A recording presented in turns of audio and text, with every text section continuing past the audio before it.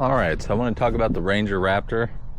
I think as a person that doesn't come from off-roading, this is a big reality check as far as like capability and comfort level in an off-road. So this is an off-road park. I'm in Kentucky. You can kind of see, look around. This is a really wide open area.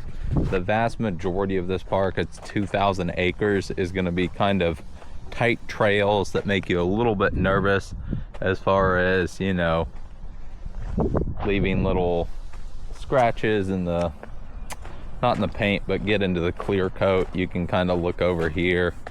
You can probably spot some of that stuff. Now, I don't think this is actually in the clear coat. I think those will just come right out.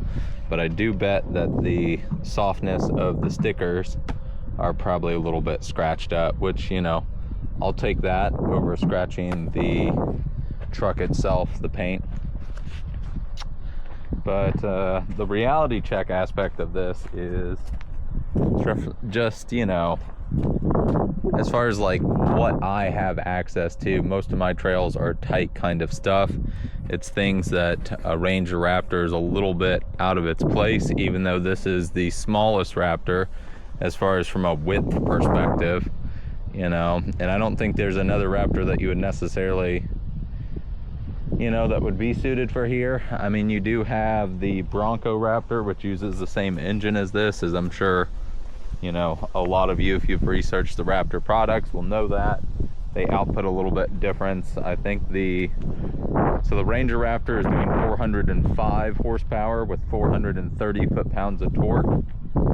But the Bronco Raptor is like 418. So it probably has to do with the exhaust length on a truck. Obviously, with the Bronco Raptor, you have something that has a shorter wheelbase, and so in that regard it's going to be easier on a trail. But the Bronco Raptor, I think, is even wider than, say, an F-150 Raptor. So this would be the smallest of the bunch, technically the most capable from a standpoint of like, hey, I actually want to use my Raptor and it's not about showboating or carrying a badge around, right? It's not just there for cool sake. But I think that's where the reality check sets in for me, because for one, off-roading is very challenging. I have no background in it whatsoever, other than, you know, growing up on a farm. You know, going down a gravel road was normal. This is not a gravel road kind of situation, right? This is a totally different animal, and you can kind of see that. And it doesn't help that since I've gotten the Raptor, it's very new to me. I'm about 1,500 miles, 1,400 miles. So I've just gotten through that break-in. I've done my first 1,000-mile oil change. To my frustration, I do believe that the dealership actually put in synthetic blend. So it's 50-50, which I don't want synthetic blend. I want full synthetic. You've got something, you know, a twin turbo 3-liter V6. You have a lot of heat being created, especially, you know, moving at slow paces in an off-road kind of environment. This isn't a quick send it kind of off-road environment. It's not a Baja racing environment, if you will. So, you know, you're moving slow, engine's, you know, doing a lot to keep it cool. Having full synthetic would definitely be the better way. But I think where, you know, the reality check comes in, as far as, you know, I don't have experience in stuff that has, you know, solid rear axle. I'm not familiar with, you know, body on frame. And I will say that, you know, as someone who's picky about ride comfort, you know, the Ranger is relatively okay. And I don't have my passengers necessarily complain about being uncomfortable, but there's just a certain level of weight and heft to, you know, a 5,200 pound vehicle, especially for someone that's, you know, coming from hot hatchbacks like a Subaru STI, Honda S2000. These are nimble, light machines. And then that kind of brings me to another point. You know, I'm kind of undecided as far as if I like the purchase or don't like the purchase, because this kind of stuff is maybe out of my level of comfort. Not sure if I would get to a level of comfort as far as like what we're talking about here. I mean, there's just crazy trails out here. Everything seems to get quite challenging quite quick, and something that, you know, the Ranger Raptor, as far as like its competitors, if you look at, say, you know, Chevy's version, Chevy's, you know, dog in the fight would be the Colorado Bison, which has kind of a different purpose, right? That Colorado Bison packs a 35-inch tire, so you do have a little bit better ground clearance with that compared to the 33 on the Raptor here. But also the other big advantage is they have underbody cameras on the competitor, which is kind of cool. I think you do have to option that package, but yeah, underbody in the kind of off-roading that I've seen since I've purchased the vehicle would definitely be nice. I'm not sure how useful they are in reality, because with a camera you just don't get depth. And I didn't know that. I know that the ZR2 Bison is the more capable for, you know, billy goat, right? You want a billy goat of a vehicle, Colorado Bison all day is going to beat up a Ranger Raptor. Now, what I wanted from the Ranger Raptor is more or less a hot hatch packaged into a truck, is the way that I would say it. You know, I want something that's practical and usable, even more so than a hot hatch, because you have some capabilities, and I do tow on the weekends and stuff like that, and the Ranger Raptor can tow 5,510 pounds, and that's plenty enough for me, so it gets the job done there.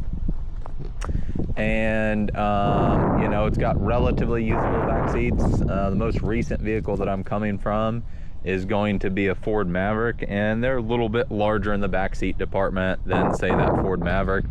But again, I keep on getting sidetracked. I wanted basically a hot hatch with a certain level of off-road capability.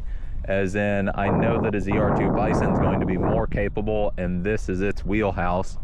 By the way, I'm actually going to check and see, might have already, no, that's just the bend in it the way it's supposed to be. But yeah, man, you can see the tons of mud in there. You can see that my vehicle is not a show pony, if you will. But yeah, I mean, that's ultimately what I was looking for, is a certain level of capability. And I think it does have that level of capability. I think I'm not wrong about that.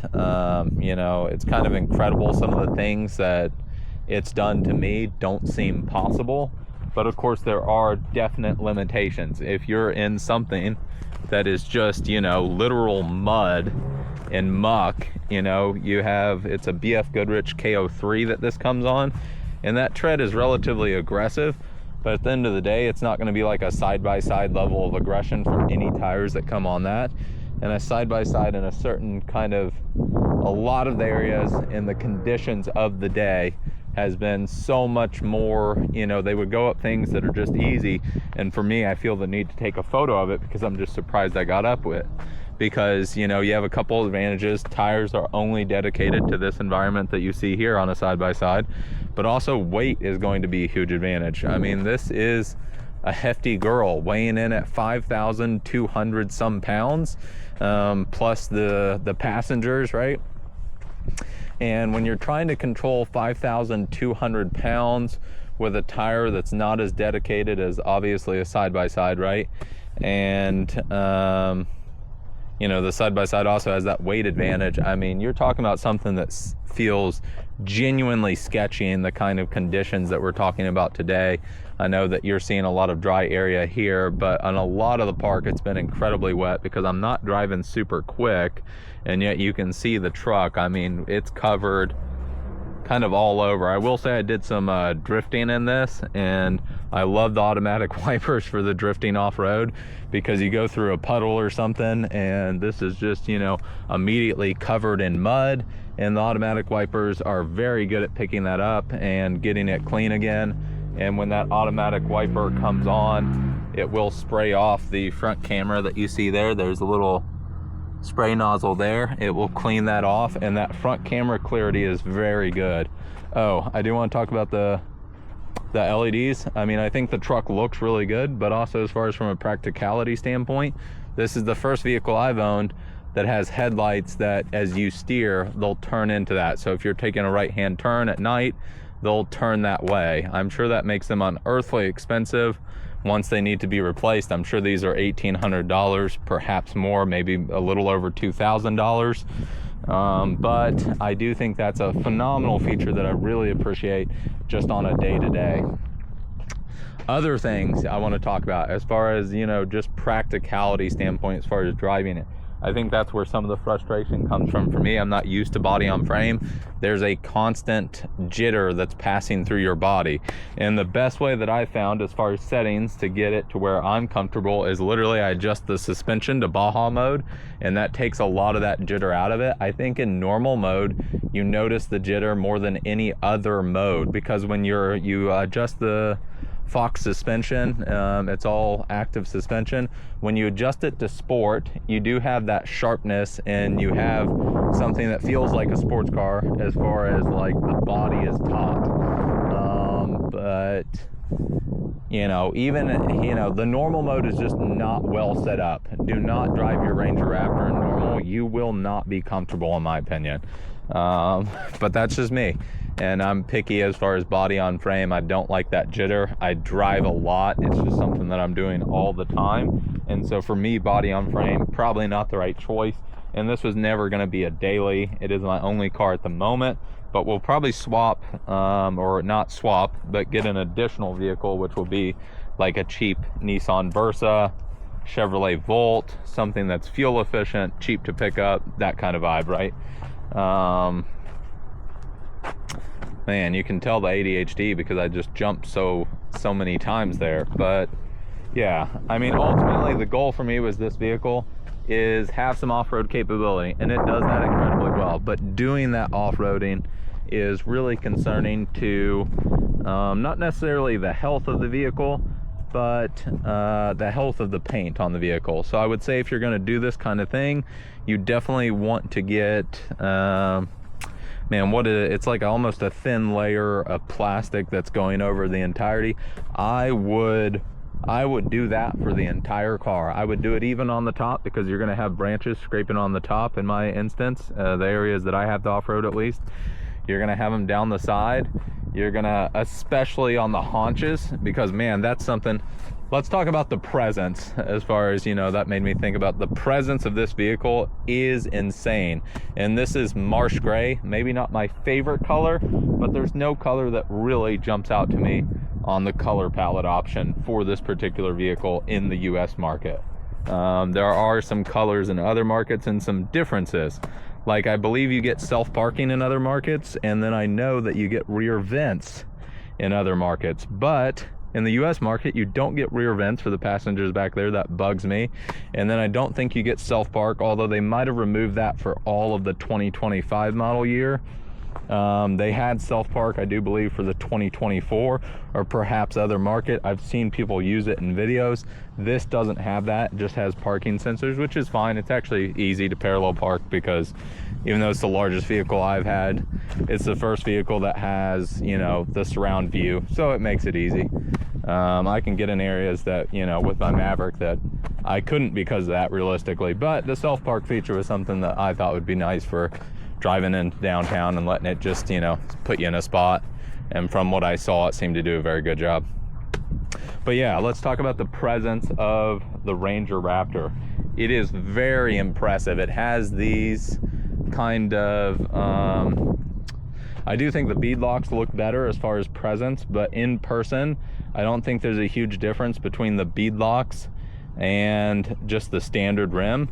So for me, it wasn't worth paying that extra $2,000, but you know, especially when the bead lock is only bead lock capable, you have to buy an additional thing to actually make it, you know, bead locked, where you can air down, get it to where you're running 18 PSI or 15 PSI, 12 PSI, whatever floats your boat.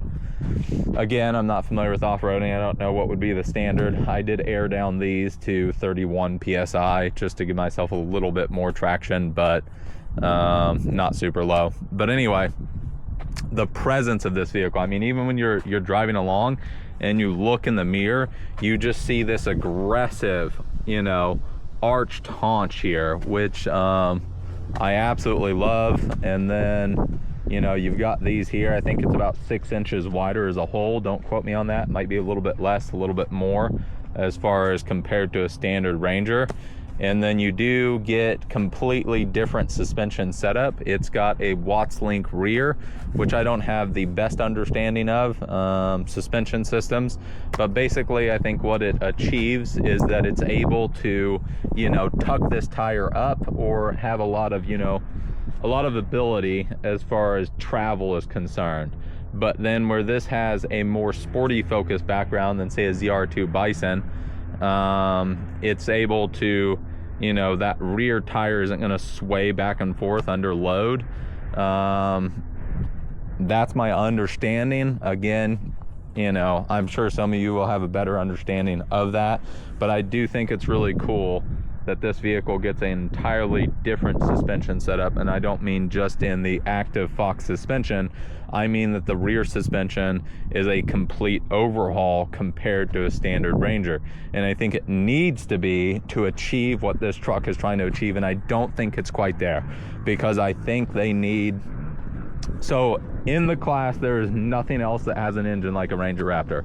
But this also becomes a negative, and I'll kind of get into that from my first impressions at least. Again, I've owned the vehicle for 1,400 miles or thereabout, 1,500 miles, and I don't know everything and I haven't gotten accustomed to everything, but these are my first impressions and my kind of reality checks. This vehicle likes to be, you know, grab it by the scruff of the neck and thrash it is the way that it wants to be driven. And that's when this vehicle feels nimble, it feels small, it feels enjoyable, it feels like what I wanted out of it, right?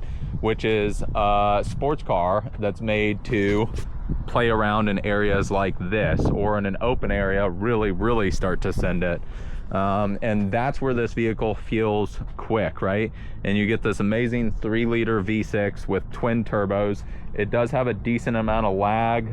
You probably don't notice that in Baja as much, because it is going to keep your revs really high, and then that will swap over to where it's using anti-lag. Ford seems to like to throw anti-lag in their vehicles, which is very cool. I haven't really pushed it in that regard a ton, but I have done a little bit of drifting, and what I get as far as my impressions of the vehicle is that the front end wants to push. There's quite significant amount of push, and I think a big part of that is because, you know, you got to think about this vehicle as far as weight distribution. You have so much weight over that front end without looking at, you know, a spec sheet, without actually looking at it. That's how it feels to me, at least. You have an incredible amount of weight, and you have the largest engine in the class, right? You have a V6, which the Nissan Frontier, that will offer a V6, and it's an NA though. What this is having to achieve is enough cooling, and right, cooling a vehicle with a 3-liter V6 and twin turbos is very challenging, right? So what you end up with is additional weight to provide the cooling capability, right? And so what that means is that you have even more of a front end push than I think you would run into without driving. Again, I haven't driven these other vehicles in the way that I've driven this. Can't exactly go on a test drive here, but I think something like a ZR2, or, you know, think about what is the new Tacoma that's come out to kind of fight with the Ranger Raptor. I think you're going to achieve a more aggressive turn in. This is where you kind of have to pamper, you kind of have to finesse into the corner, and then once you've got the front end, you know, gripping, you're totally good. But there's a little bit of slow in, fast out going on with this vehicle, and I would appreciate a little bit more fast in, fast out with this vehicle, okay? And I think some of that is not necessarily the suspension not being set up the right way. Maybe it could be tweaked to help offset that to a certain degree, but I think that's because you have an immense amount of weight over this front end, even for a truck. I do get it, right? Trucks are front heavy. They have, you know, you run back, you got your weight in the front or the midsection, and then the bed is, well, just a bed, right? There's just not a lot of weight here. Like when you're under the car, you can see the bed of the vehicle there. And obviously there are other people here, but so I think that's where you kind of have to let that front end settle, establish itself as far as grip wise, and then you have to grab it by the scruff of the neck. So it's just on the entrance that you're required to be that way. You know, it requires a little bit of finesse, but primarily the truck wants to be grabbed by the scruff of the neck and it wants to be pushed hard. In that regard, it almost kind of reminds me of my 05 STI. It had a little bit of that, you know, grab by the scruff and push hard vibe to it, where something like the S2000 is a very twitchy rear end and, you know, relatively sharp turn in and quick to slide, but easy to read. So, you know, it's different in that regard. Now, I will say, for a rear-wheel drive vehicle, I hear people complain about, you know, traction in the wet on pavement. This is an incredibly predictable vehicle. Even when you just leave it in too high, you know, I don't ever feel the need to put it in 4 auto, whether it's snowing outside or, I mean, I'm sure if it was snowing really bad, but from my experience, as far as having light snow on the ground, you don't feel any need for the 4 auto, and it's just incredibly easy to read as a vehicle. I do want to talk about the interior just a little bit, because there are a couple things. Overall, I think they did a good job. As far as like the seats themselves, I really like the Raptor badging there. I really like the aggressive here. But there's this Alcantara type material on the seat. You'll also find that on the dash. You'll find it on the side of the door. And what happens is when this gets dirty, it's hard to get any of that dirt out of the Alcantara type material. It's not that material, but it's something similar. And so I do like the screen, you know, as far as the infotainment is concerned. And for the most part, that Alcantara and the seats and the Raptor badging, which is like the perfect amount, makes it feel really, really special. Where this falls apart is just that there's like, I don't know if you'll be able to see that, but this dash is incredibly thin and flimsy up here. And I know that most people aren't touching that. They don't pay attention to that. Maybe you don't care about it because it's an area that you don't touch, but to me, I care about that. And then there's not quite perfect alignment here. That kind of bothers me. And in other areas that aligns better. And then I'll talk about that same thing as far as like alignment is concerned on the hood. Ford quality control is never the best.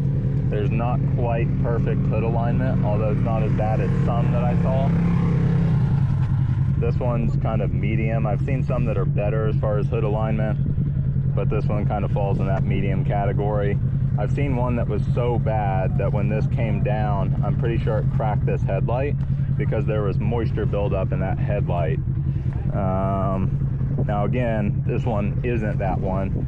And then there's other little things that I've seen across other owners of the Ranger Raptor, which would be, you won't be able to see it now, but in here, there's, you know, push tabs, right, to hold this on there. And I'm missing three of mine. And I've seen other vehicles that are missing like 8, missing almost all of them.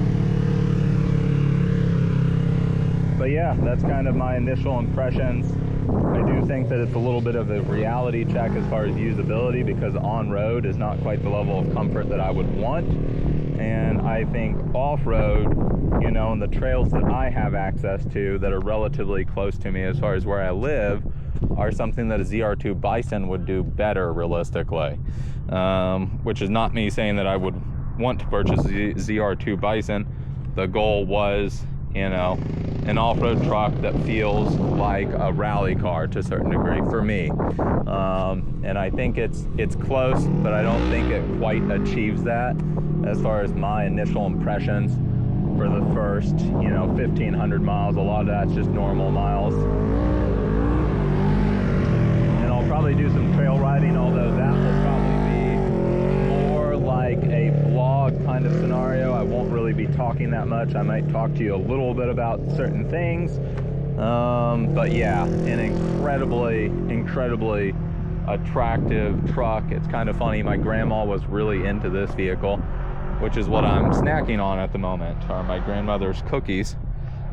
She sent me off with some cookies. I saw her over the weekend, and that's a pretty good snack for you know, a day like today, some water, some cookies. But it was kind of funny because no one else really cares about this in my family, but my grandma came out, walked around it, and my sister was like, I don't really like the Raptor, like the graphics package. She didn't like that. And I like the graphics package because I'm a child inside at heart, right? That's still alive and well inside of me. And I think anyone that purchased this is either a child at heart to a certain extent, or they just want to show off. It's one of those two categories. But she did not, my sister did not like the graphics package, which I love the graphics package. I was very glad that I was able to get a deal that I wanted and you know, get it with the graphics package there. And my grandma also liked that, which was really funny. I think they add to the special factor, they add to the boy racer kind of sensation that it is, and really enjoy that. But it was just funny. My grandma was asking if it had a locking rear diff, and that cracked me up. Obviously, the Ranger Raptor has locking diffs in the rear and the front. And it has 2 high, 4 low, and then 4 auto as well for the Ranger Raptor. There are some cool features as far as the active cruise control. Doesn't work well because it's too wide, so the lane keep turns off constantly. But what it does do well, as far as like the following distance, it does a perfectly fine job compared to other vehicles that I've been in at this point in smart cruise control development. It does a good job as far as following distance, and it will also recognize road signs, and it will adjust your speed accordingly. So if you're in a 70 and you go into a 55, it will do that for you. And then it has something that it calls tolerance, and I set my tolerance to 7 over, which means if it's 55, it will set the speed limit, the smart cruise will go down to 62, or if it's 70, it will pop up to 77 miles an hour. But yeah, just wanted to kind of give that first impressions. I'm sure more content will come, although that content's probably going to be more blog style than anything else.